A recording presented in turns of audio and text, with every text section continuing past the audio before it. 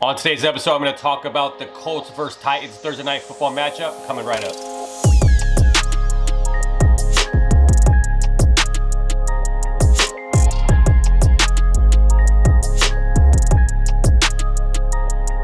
And what is up, everyone? You're listening to the Gridiron Fantasy Football podcast for Thursday, November 12th, 2020. And I'm Chip, and I'm your host, and thank you so much for listening today. If you're a new listener, thank you so much for joining us as well. If you'd like to share our podcast, you can find us over on Apple and Google Podcasts, Spotify, Stitcher, iHeartRadio, and Amazon Music. If you'd like to watch us, you can watch us over on YouTube at Gridiron Fantasy Football. So do me a favor, please hit subscribe, support the show, hit the bell so you don't miss any more episodes. And on today's episode, I'm going to preview the Thursday night football game, the Colts versus the Titans. But before I get into that Thursday night preview, I want to go over some of the news that took place throughout the week.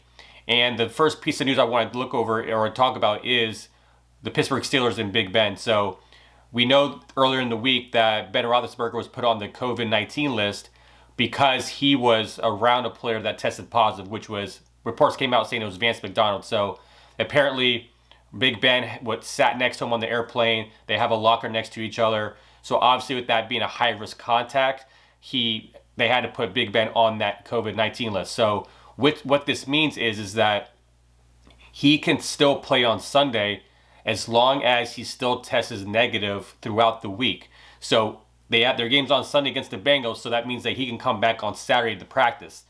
So, but the good news is as well that if you realize that he did injure his knees during the game on Sunday against the Cowboys, so he can still go into the facility and get rehab, which is good news because I think this is kind of a win-win situation that he can rest his body, get his knees right, get his rehab and recover, and then limit his practice time, but also still play on Sunday. So I think this is a good thing for him.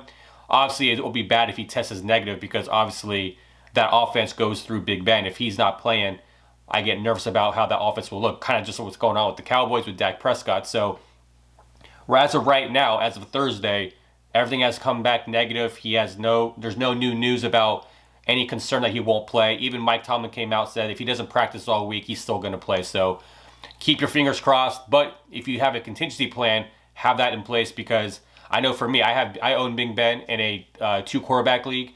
And I have bye weeks this week, so Joe Burrow's my other starting quarterback. So if I don't have Big Ben to play, I had to pick up Mason Rudolph, even though that's not the greatest pickup. And when you play in two quarterback leagues, most of you know, like to find a quarterback on the waiver wire is very hard. So Mason Rudolph, he'll be my go-to guy if Big Ben can't play. So that's just my contingency plan. You guys may have something different because if you're in one quarterback leagues, it'll be easier to. Because Big Ben had a very good matchup against the Bengals this week, so he was a streamer for me. But, obviously with that being the case, if he can't play, I'm sure if you're in one of quarterback leagues, you're going to find other players that you can plug in. But I know we'll keep you updated as much as we can with the news that we get, throughout the week. And then with Carolina, Christian McCaffrey, it looks like he's been already ruled out for Week 10. He has sustained a shoulder injury against the Chiefs on Sunday. And then news broke Monday that he could miss, he could be week to week and could miss Week 10. And now based on knowing the Wednesday participation in practice, he did not practice on Wednesday. So that means that, he could have just had a veteran rest day, but they had already ruled him out. So if you have Mike Davis, you're able to keep Mike Davis, good for you.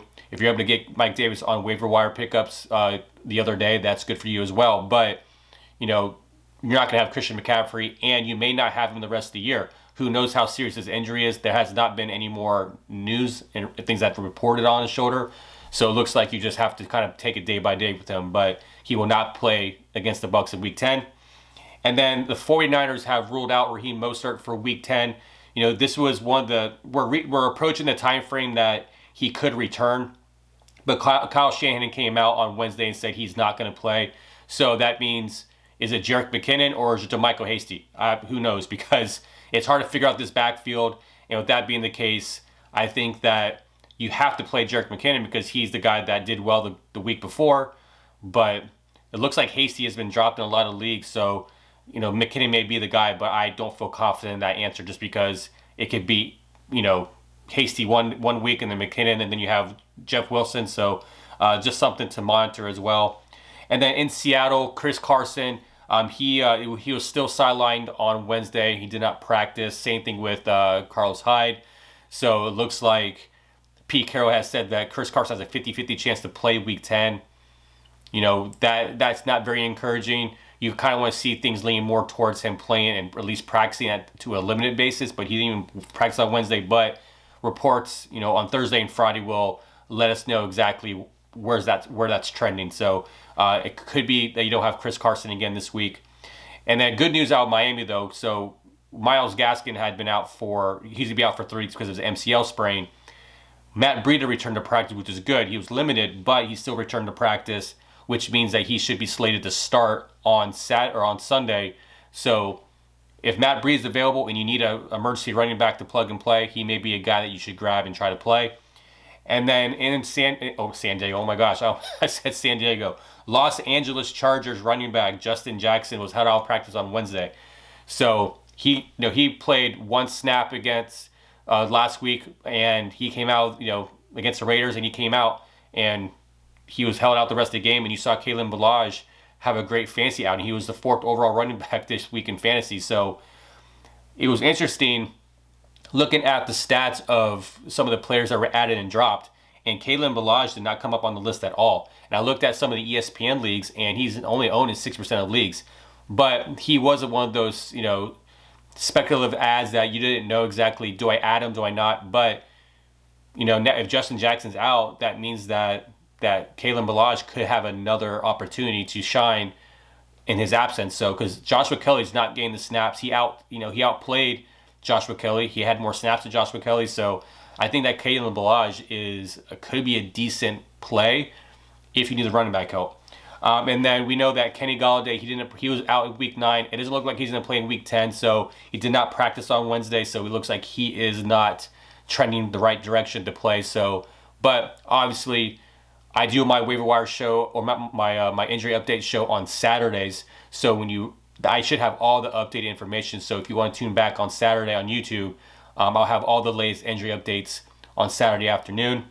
And then good news is if you're a Miles Sanders owner, he returned to practice on Wednesday, so it looks like he should play on Sunday. So he has a decent matchup. So hopefully, with that being the case, he'll have a full workload against the Giants.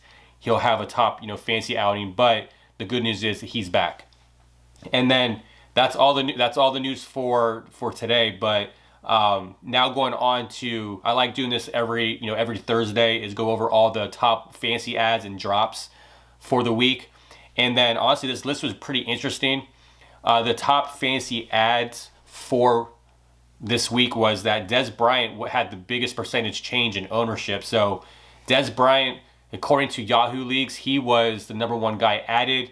And then second behind him was DJ Dallas, which if Chris Carson and if Carlos Hyde are out, DJ Dallas is the next guy. And I was kind of concerned about him last week because the Seahawks had called up Alex Collins, and obviously Travis Homer Homer actually played more snaps. So this is one of those guys is where he had a good week a couple weeks ago, but then, who knows what happens this week if Chris Carson and Carlos Hyde are out again. But he was the second most added player.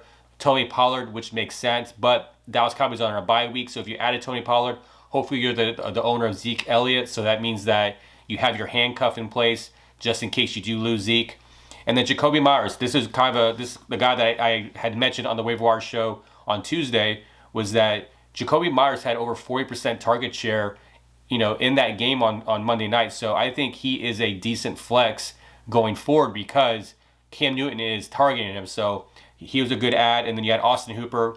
Austin Hooper is back for, Week 10. I added Austin Hooper in my main league. I'm playing him this week. He has a good matchup against the Texans. So he's a guy that was added. Wayne Gallman was added, Jerry Jeudy was added, and then Sterling Shepard was added. So those were the top ads for Week 10.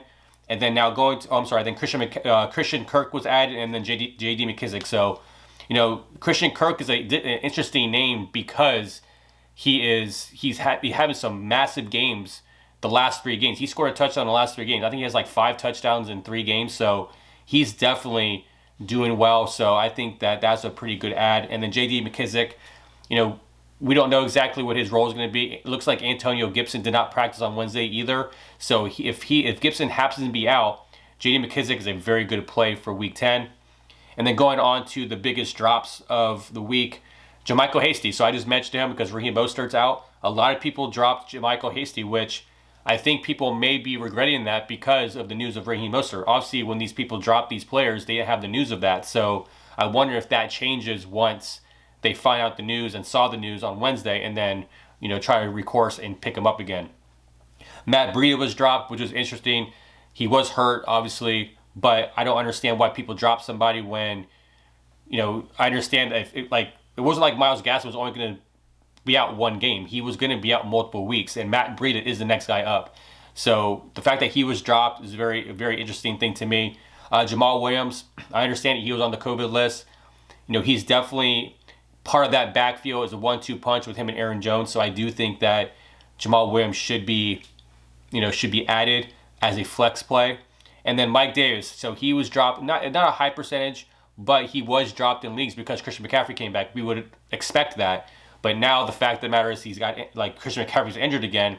Those people who dropped Mike Davis are probably kicking themselves down because if you don't have enough fab to get him, you just lost out on a starting running back. Boston Scott was, he was dropped. Makes sense. Miles Sanders was training back. All the reports are saying that Miles Sanders will be kept out until after the bye.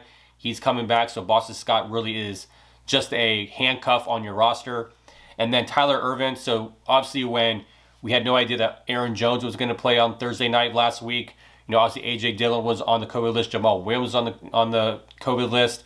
Obviously Tyler Irvin was the name that kept on being brought up who's going to start and play. But Aaron Jones decided to play on Thursday night, so obviously you don't need Tyler Irvin on your team now that you have Jones and Williams back on the roster and active. So he should be obviously dropped. I'm surprised that he was owned in a lot of leagues anyways. And then Devontae Freeman, he's been injured. He was dropped. Jordan Reed was dropped, which is interesting because he should be the starting tight end for the 49ers going forward as long as he stays healthy. So Jordan Reed should be a guy that you add, because of the fact that he is the starting tight end for the 49ers. And then Giovanni Bernard, this was another interesting drop for me because obviously Joe Mixon's still not 100% healthy. He's not full participation in practice. So the fact that Giovanni Bernard was dropped makes me wonder some of these leagues on why people did that. Now I understand if you're in a win now mode and you have to, if he's dead weight on your roster, you need someone who can plug and play right now. I get that, but that could be Giovanni Bernard. If Giovanni Bernard, gets the start because Mixon's out, I know he goes against the Steelers this week, but you have to, you have to be smarter on these adds and drops because you're dropping too many good players that could be valuable for you. So that's why I always say you have to look at what's dropped in your league because sometimes people get nervous about and want to pick up that waiver wire pickup that's hot and they drop better players. So I think that you need to look at that. In my main league, someone dropped Jalen Reagor and I have a claim in for him. Hopefully I get him, but just like that, you just have to, that's how you get ahead of your league mates is by doing that. You look at who gets dropped and add in those players because sometimes they drop players that are better than the ones that you're adding on free agency through the waiver wire. So interesting drop there. Then Robert Tanyan, he hasn't really done much since his 3-touchdown game. So obviously you have Devontae Adams is just tearing it up right now. Marquez Valdez-Scantling, he had a great Thursday night game. Alan Lazard's coming back soon. Aaron Jones is getting healthy. So I think Robert Tanyan now has kind of been that he was at that one flash in the pan week, and he hasn't done anything since. So understandable why he was dropped. But very interesting adds and drops this week. Okay, so let's dive into the Thursday night football matchup. The Colts versus the Titans. Now, I was looking at this game, and I was kind of dissecting this game and thinking about who are my must-starts and sits for this game. And there's a lot of interesting information that I'm going to share with you that makes me kind of wonder about this game, if this is going to be a good fantasy game overall.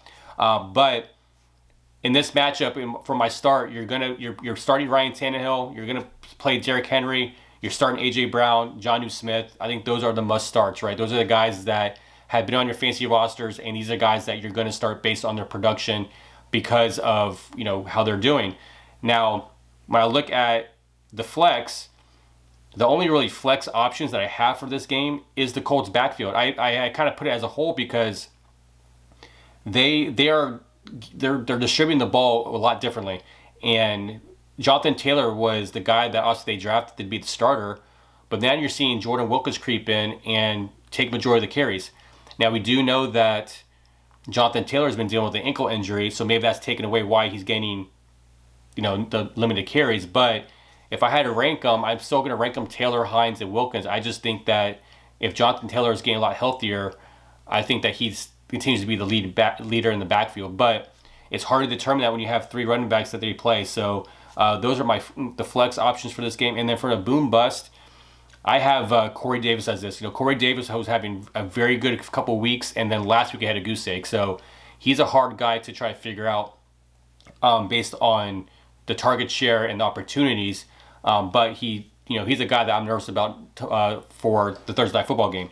And then at tight end, I think Trey Burt and Mo Cox are both boom bust tight ends because they also as well, Jack Doyle, he's going to be out with a concussion. So would that give more opportunities to Trey Burton or Wiley Cox? Possible, but do you have better options out there for you to play at tight end other than these two? I just don't see them having big games. And then you're sitting Phillip Rivers, T.Y. Hilton, and Michael Pittman because Phillip Rivers obviously, unless you're like in a bye week or you're in a double, a 2 quarterback league or a super flex league, you may have to play him because obviously the points, but I just don't like this matchup at all for Phillip Rivers. I think that the Titans defense is a good enough defense where they can shut down the receivers, which obviously will limit Phillip Rivers. So I'm not playing Phillip Rivers. T.Y. Hilton, he's coming off a soft tissue injury. He had a groin injury. He's looked like he's trending to play for Thursday night, but because of the lack of production fantasy-wise, can you really trust T.Y. Hilton on a Thursday night game coming off an injury? Probably not. I'm not starting T.Y. Hilton. And Michael Pittman. So Michael Pittman was a guy that I had on my waiver wire show to add because of him leading the Colts receiving on Sunday, but also because T.Y. Hilton was injured. Now if T.Y. Hilton is active, I want to see what Michael Pittman does while T.Y. Hilton is active. So he's a guy that I'm waiting to see. If I picked him up, I'm waiting to see what he does. And then if there's an encouraging stats, then I can have a better chance of wanting to play him more just because of that. But honestly, like I was saying, like looking at this game, I look at the Colts defense being a very, very tough defense fantasy-wise. Like I looked at all their stats. So now they are first against the tight end position, right? So the Colts are first against fantasy QBs, right? They are top 3 in fantasy points allowed to the running back. So Derrick Henry could have a possibly a average game. The Colts are 11th against fantasy wide receivers, so that means that possibly A.J. Brown could have a good game. Maybe Corey Davis. I mean, A.J. Brown, he's been having a great streak of games right now, so it's really hard to sit that guy. He's just a athletic freak. I just think that he could potentially have a better game, but it's not encouraging when you see all the stats that are stacked against them when it comes to the Colts defense. And then, like I said, they're first against fantasy tight ends. So Jonnu Smith, could he have a good game? I don't know. He got saved last week because he got a touchdown. But this is a Colts defense that's stout. I mean, the Colts are 3rd in the pass defense, they're 2nd at rush defense, and they're 3rd in scoring defense. I mean, yes, you're playing some of these guys because they're your starters, like Tannehill, Derrick Henry, A.J. Brown, Jonnu Smith, and, but it's hard to think, is this going to be a decent fantasy game? We all know that Thursday night football games are not very entertaining. So is this going to be a Thursday night football game, which is a division matchup, and a Thursday night football game that allow us to feel comfortable that this is going to be a good fantasy option? So I'm playing A.J. Brown. He's my, I have Tyreek Hill on a bye, but A.J. Brown is my next, my go-to guy after that. So I have to play him. So I'm playing A.J. Brown, but just interesting stats. So if you have these guys that are on the Titans and go against the Colts defense, just maybe have tempered expectations. And if this game is like what we thought Monday night was, like we thought Sunday night football was going to be a great game against the Bucs and the Saints, ended up being a dud. But then we had a Monday night game against 2 teams that are not very good against the Patriots and the Jets, was awesome. So maybe this is a shootout. Who knows? But just these are the stats that I've given you, just so you know, like, if you see your players that are on the Titans that you start not have good games, is because the Colts have a very good defense. So just keep that in mind. But that is the Thursday night football game. I'll be back tomorrow when I talk about all the other matchups and all my starts and sits. But I know if you have any questions, leave a comment below. And then if you like to, catch up with us on social media, I'm on Twitter and Facebook at the Gridiron Pod. I'm on Instagram at Gridiron Fantasy Football. So that's it for today. Don't forget to hit subscribe so you don't miss any more episodes. And good luck tonight if you have to play anybody tonight. See you tomorrow.